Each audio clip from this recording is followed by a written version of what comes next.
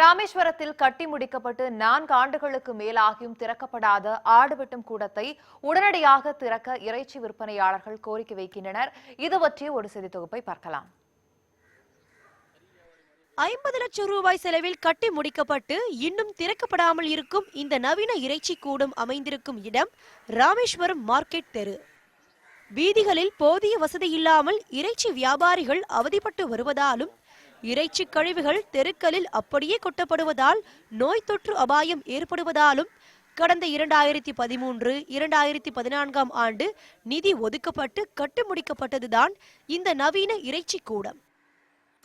தங்களுக்கென கட்டி முடிக்கப்பட்ட இந்த கட்டிடத்தை இன்று வரை திறக்க நகராட்சி சார்பில் எந்த நடவடிக்கையும் எடுக்கப்படவில்லை என்று குற்றம் சாட்டுகின்றனர் இறைச்சி வியாபாரிகள். பேரூராட்சி எதுவுமே இல்லை.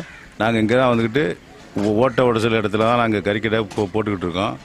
இது வரைக்கும் இது யூஸ் பண்ணாமல் இருக்குது. அது ஒன்றும் இது பேரூராட்சி இந்த கட்டடத்தை திறப்புலா பண்ணி அங்கேயே ஆடு எல்லாம் பராமரிப்பு பண்ணி செஞ்சு கொடுக்குற மாதிரி நாங்கள் கேட்டுக்கிறோம். தற்போது மேற்கூரை எப்போது இடிந்து விழுமோ என்ற அச்சத்துடனேயே தினமும் வியாபாரம் செய்து வருவதாக கூறும் இவர்கள் தங்களுக்கென கட்டப்பட்ட கட்டிடம் பயன்படுத்தப்படாமல் சிதிலமடைந்து வருவதாகவும் வேதனை தெரிவிக்கின்றனர். ஆடு வதை கூடம்னு ஒன்று கட்டினாங்க. இது முழுக்க அப்படின்னா மக்களோட வரி பணத்தில் இருந்து தான் கட்டப்பட்டது. ஆனால் அதை கட்டி இன்னைக்கு பொழுதுல 4 வருஷத்துக்கு மேலே ஆச்சு. ஆனால் எந்த ஒரு செயல்பாடுலையும் இல்லை. அந்த 50 லட்ச ரூபாவோட பணத்தோட மதிப்பு ஒன்றும் இல்லாமல் சும்மா கிடக்கு.